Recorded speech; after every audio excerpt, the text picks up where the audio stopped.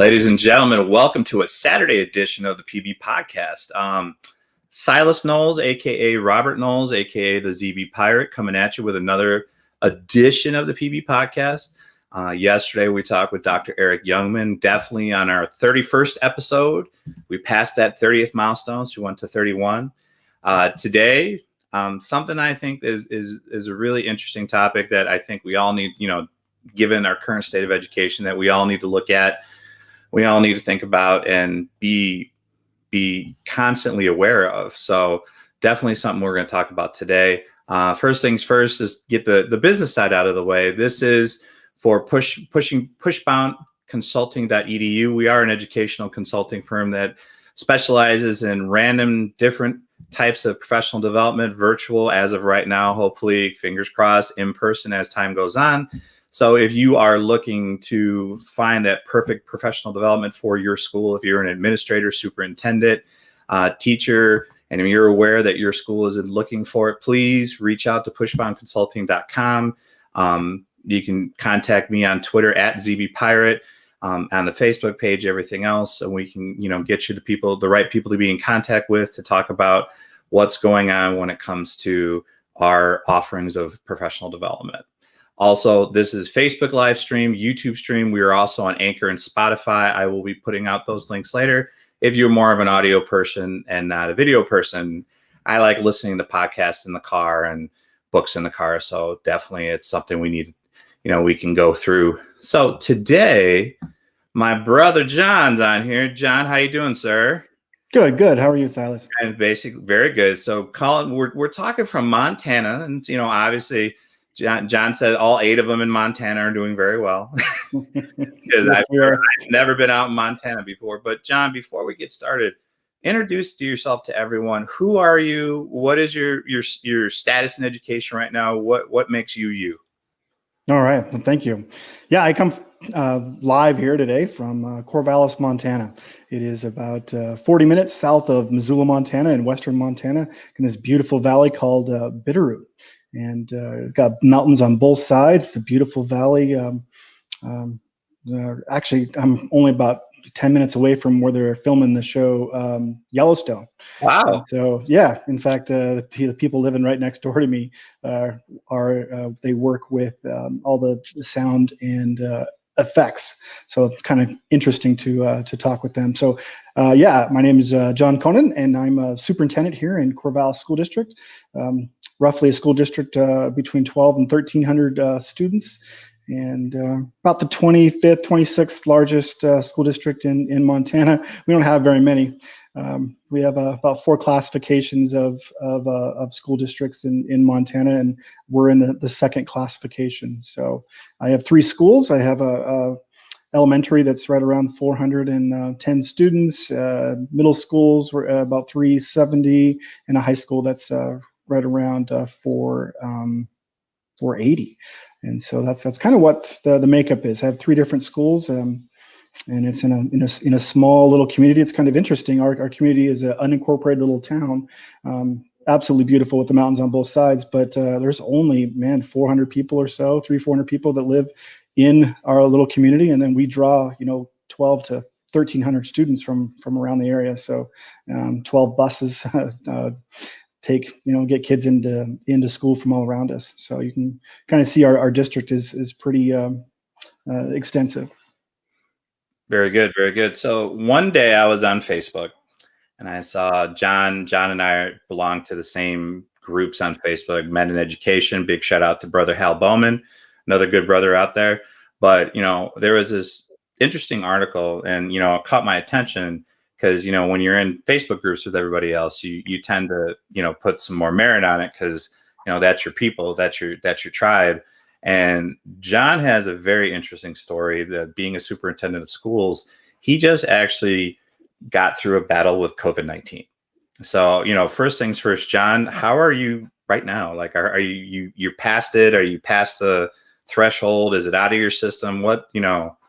How's that going for you?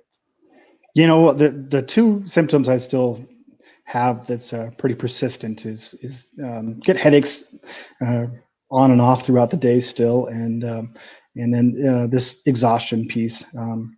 I've never felt like when I was going through COVID after having the symptoms begin within that first week. There was a couple days it was so debilitating, exhaustive, and it hits people differently, and it sure hit me. I was down and out. I even had a hard time leaving my lounge chair or my bed. It just for 2 days, it just put me down. And so currently, man, I'm still having some of that exhaustion late in the day. And it just puts me back, and I have to really try to schedule things a little bit differently and pace myself. When did this all, just out of, going back through the article, when did this all, like, when did you find out you had symptoms? Like, did you come in contact with somebody? I mean, how did it all begin? Yeah, good story. Man, all the way back to Halloween weekend. A group of friends I'm really close with. There's only about 3 of us. We decided, instead of going out and doing any big parties, that we were any Halloween activities, going into any bars or anything like that, that we would just get together and play some games. And we were socially distanced in our locations. We were making sure that we were being what we thought were as safe as possible when we were doing that. And so it's really weird that, in fact, there is a stat out there. So they talk about that 14-day period, like when you are exposed, you have 14 days. They're finding that most people are getting exposed, before that 7 to 10 day limit during the incubation period. And so, in fact, many states, we just changed last night, actually, on our quarantine rules for our school district in our county here. We're down to, it's 7 to 10 days of quarantine now, not 14. So going back to my story, I started having symptoms on day 12. And I would have missed that quarantine. I would have been back in business with school. And they're talking about that low percentage, like 1 to 3% are getting COVID on day like 12, 13, and 14. After that, super low, and that's why so many of these states are changing that those quarantine rules. And so it just weird to be a stat of 1 to 3%, but I was. So that's kind of how it started, Silas. Definitely. And then when you realize that you had, like, I mean, you're fully working, you're fully in the office, you're fully, before you found out, but you're fully in the office and engaged with students teachers and your normal day-to-day business. Take me through when you found out, how that affected your work related day. And I mean, was everything done? Did you just completely quarantine and shut down? Did you continue to try and, as an educator, I mean, I'm an educator, you're in education, I know the drive that we all share, and the only person that really knows that, like, would be another educator. Like, if you go through, I have friends, they go, why do you always like to work or lesson plan or do all this stuff? I'm like, right. You're not a teacher. If you were a teacher, you would get it. So what did you do when it came to work and everything? How did you handle everything after that?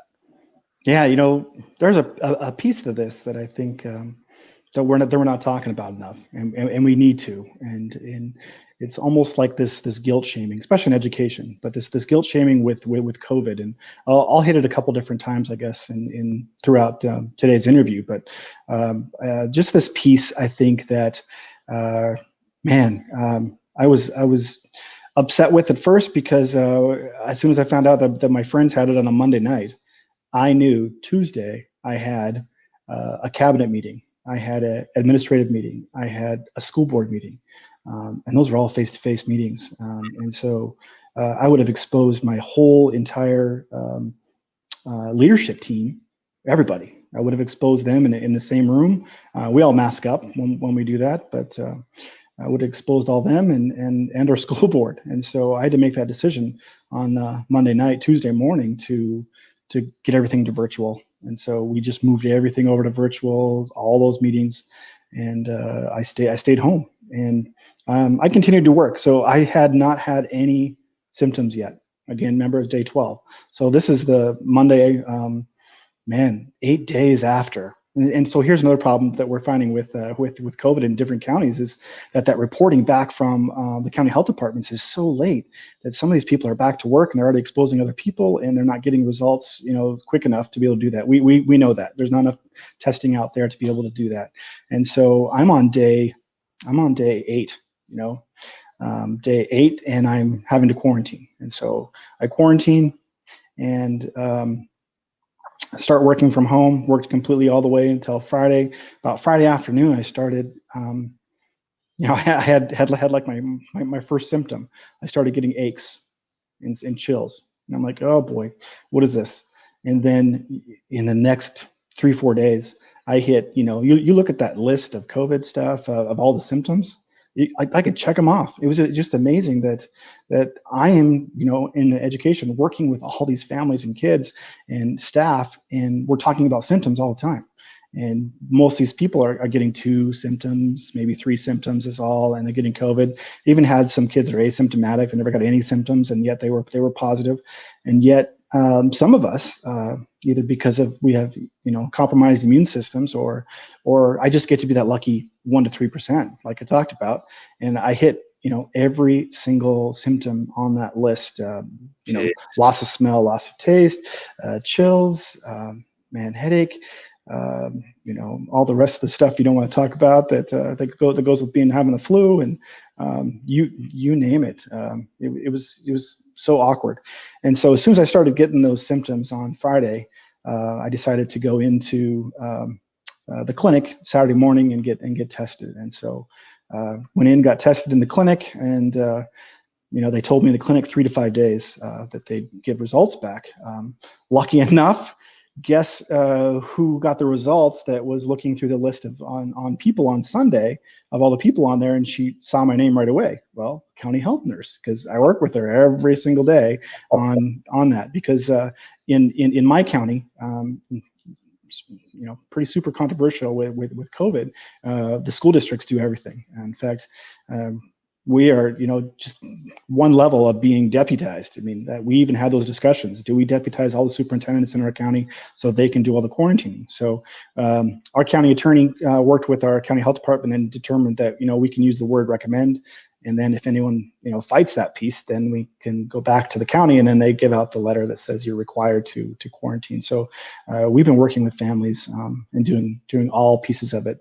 Of course, we confer back and forth with the county health department as much as possible on all those situations. But so Saturday, Sunday, started getting more and more symptoms. Monday, I have all these meetings coming up, and Tuesday, I have meetings coming up, and I feel like I have to be a part of some of those pieces, because I'm a first-year superintendent, and I'm still trying to build relationships with people and help make decisions, and I got to be a part of those meetings. And so I worked a half day on that next Monday, and felt like I better take the other half off so I can rest up, so I can do the same thing the next day. And now I am not a great role model for what I want my staff to do. In fact, I'm the opposite. I want staff, when they get COVID and start having symptoms, to drop everything and just take care of themselves. Don't do any work. Don't take care of school. We'll get school. Everyone else can take care of school. And I have a great staff. I trust my staff. I've only been working, since July, obviously, but I let it go. I let it go back to them and let them take over stuff. And I worked a couple more half days on and off, but when I started hitting, a week into having symptoms and I'm not recovering, I decided I got to drop it all. And so day 8, 9, 10, and 11, I dropped it all. And that's the piece that got me over the hump, was finally letting it all go and getting that sleep, getting that medication. I had one night where 2 nights actually of coughing, but one night was serious, was coughing. I even posted a picture of myself and what it looked like. I had a full beard, my hair was standing straight up, and I had been up all night, coughing, almost making a decision. Do I stay here or do I go into the clinic, into the ER? At what point do I do that? Because after a while, coughing and getting breath and the shortness of breath, and knowing that I have asthma, luckily I'd started that medication with prednisone for asthma.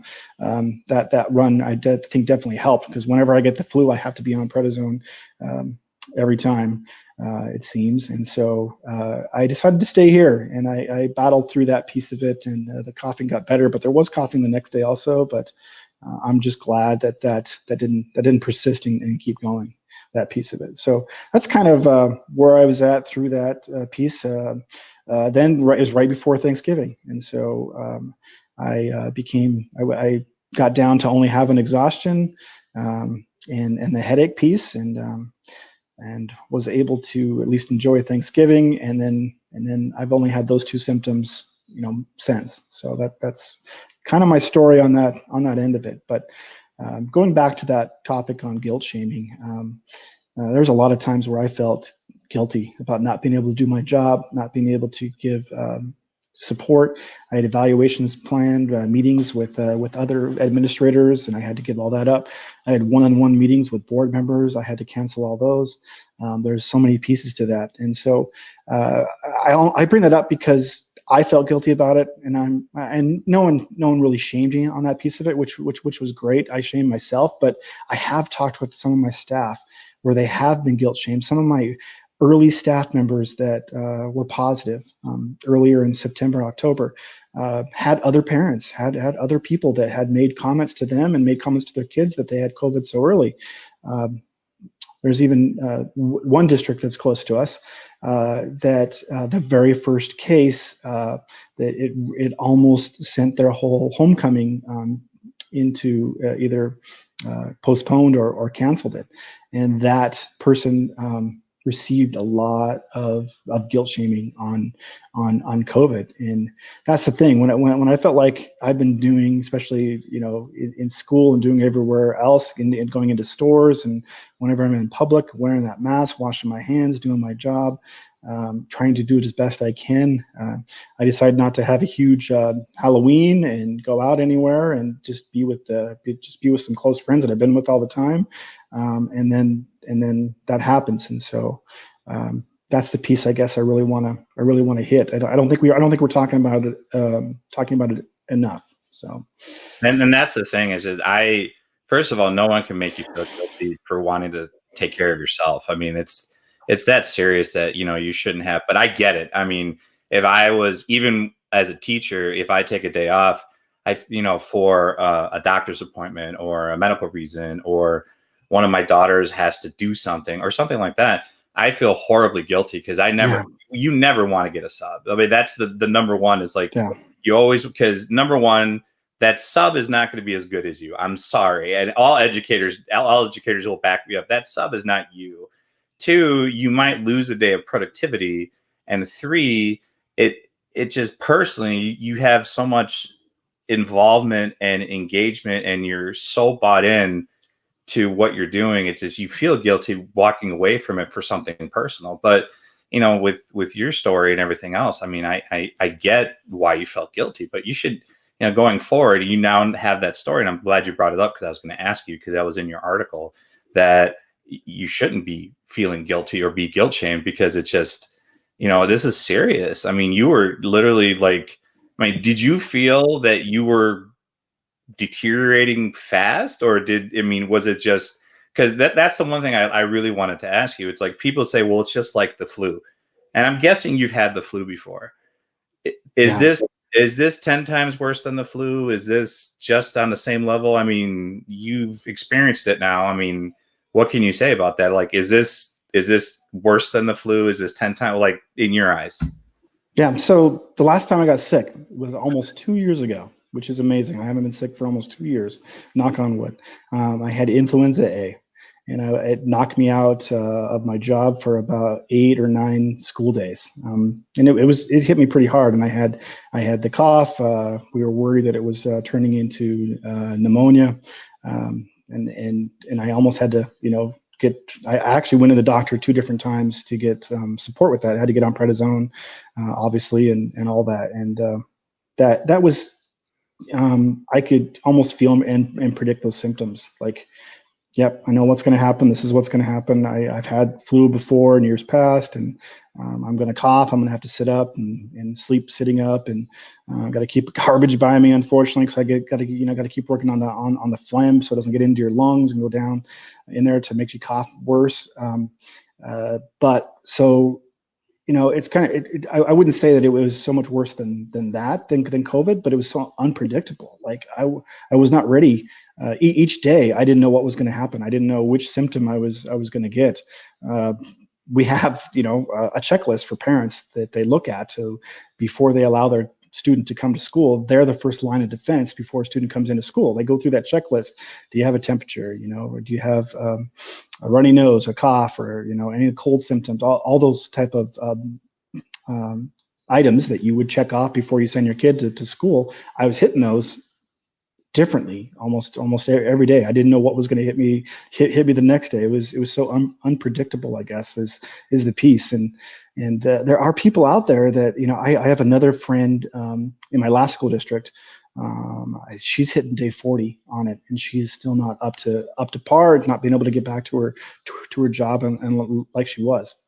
And another peer that I had, in fact, I ref basketball with this guy. I worked with him when I sent kids up to the middle school when I was an elementary principal. I taught his grandson.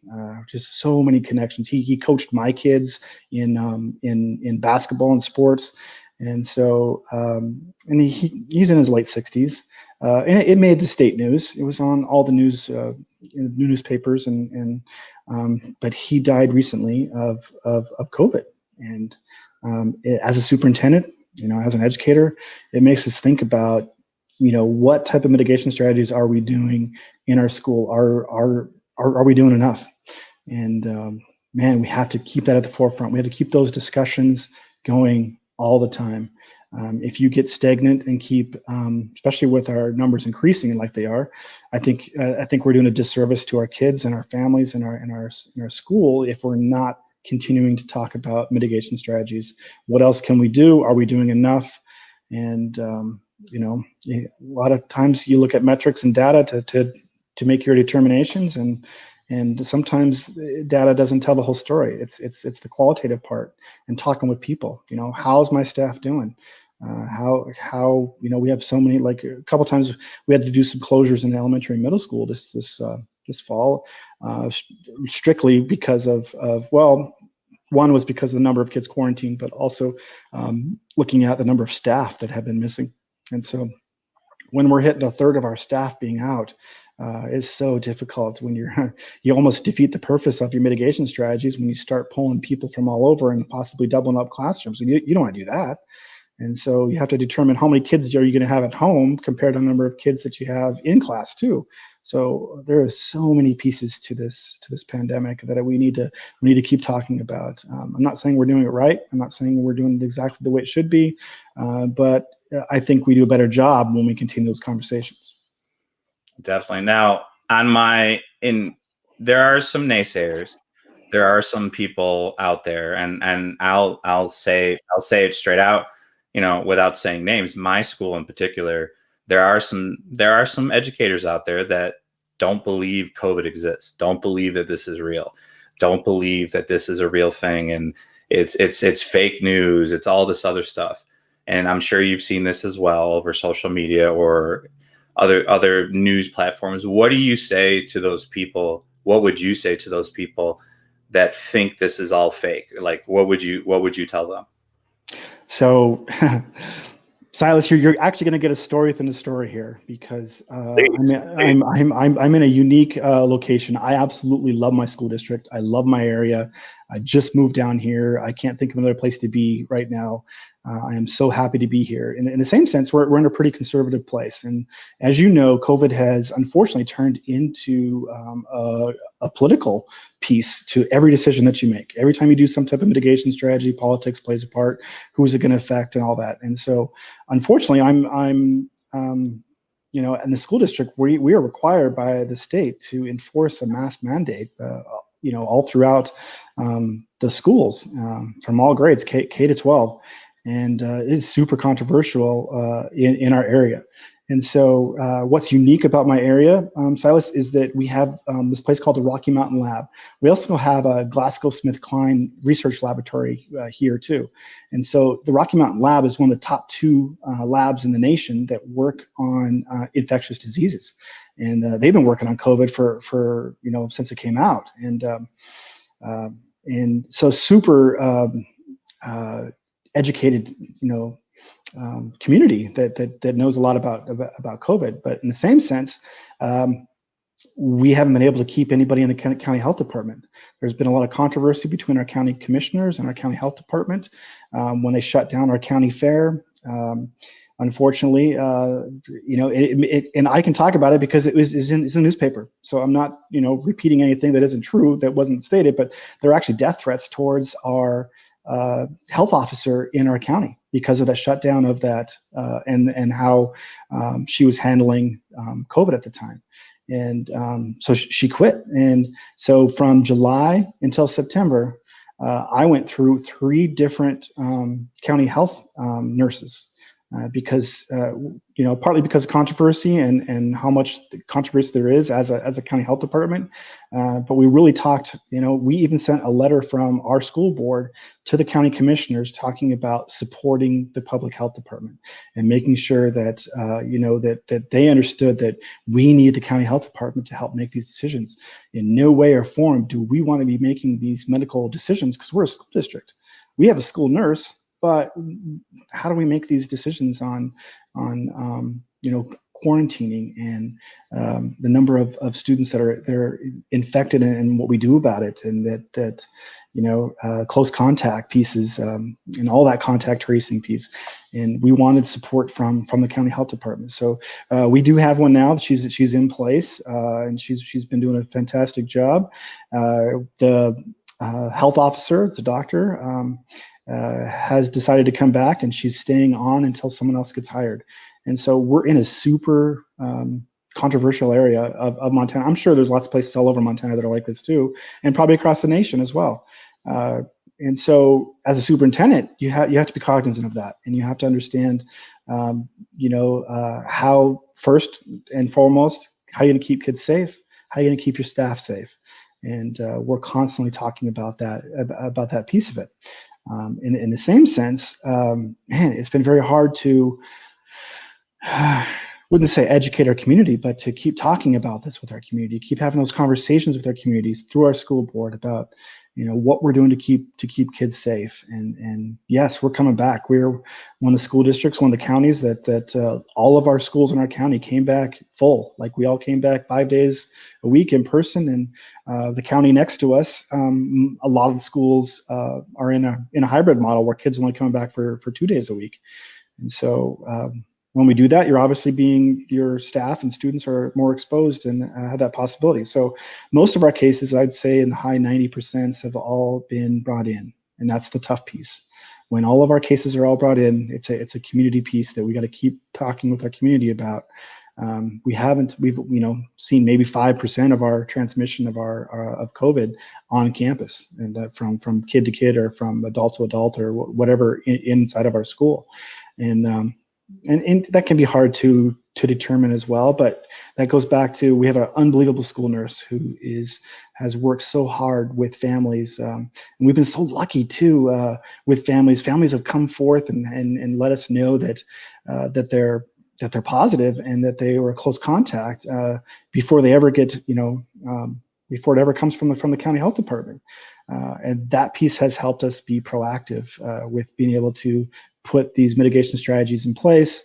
And I can't say enough about my administrative team. They have made so many phone calls home on quarantines. At one point, we were at 160 to 170 students in quarantine out of our 1,000 students or so on campus. We get about 250 that are remote. And so when we hit that high, just the number of phone calls and the amount of communication you got to have.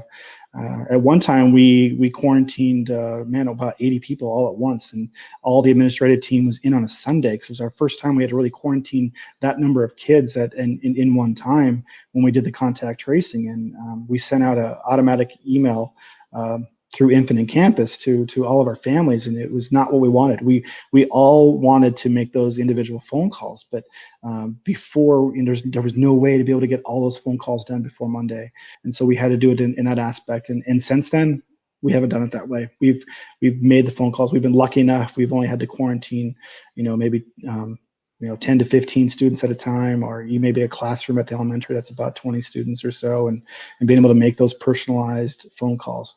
And so, again, we've had great response from our families too, with keeping their kids safe. And man, it's super hard when you're in an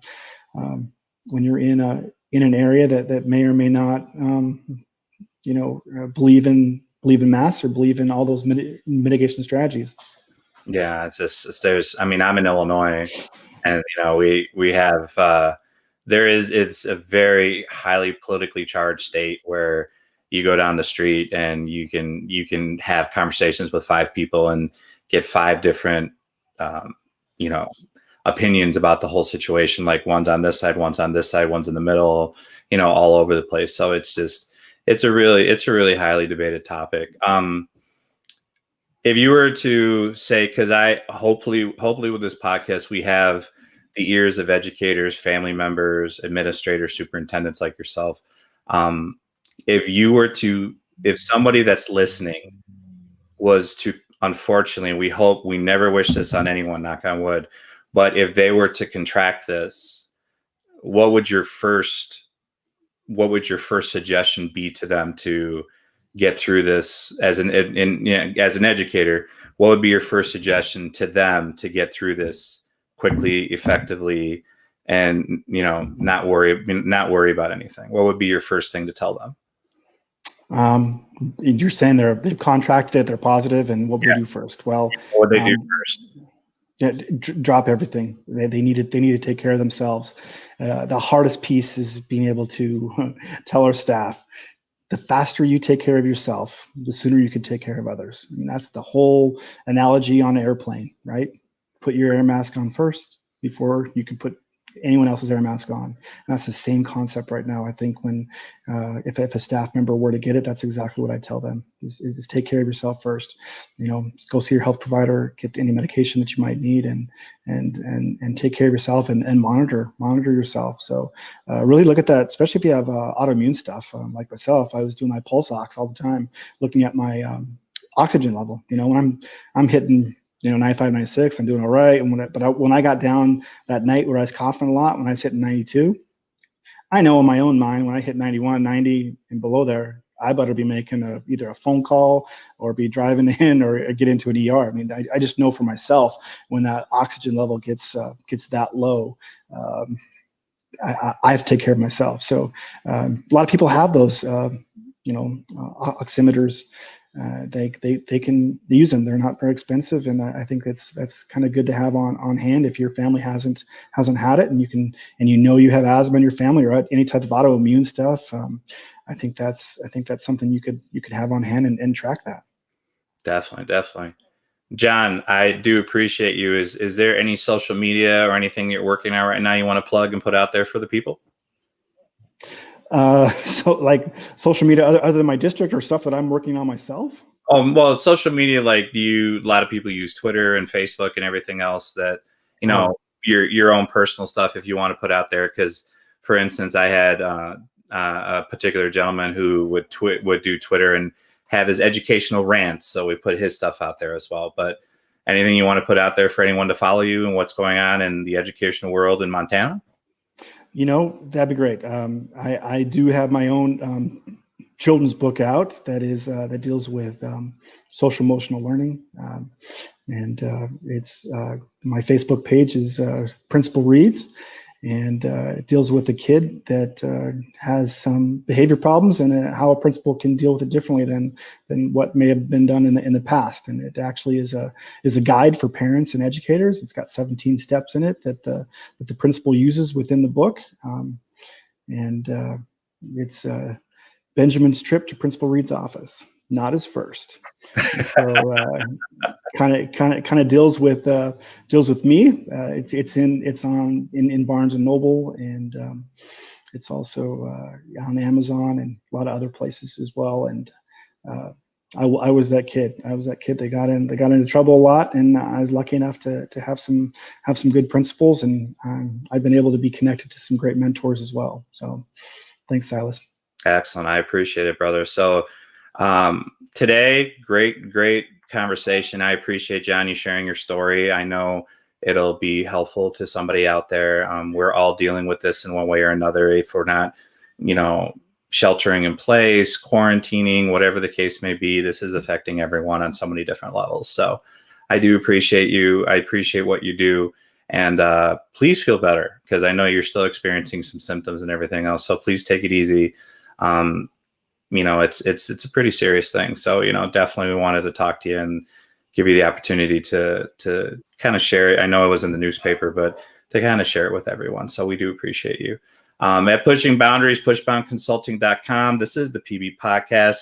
What are you guys doing to push the boundaries of your classroom, either virtually or in person? And always remember, guys, we're here for our students. Please be safe, mask up, back up, wash up, do everything you need to do to be safe and protect yourself during this calendar year.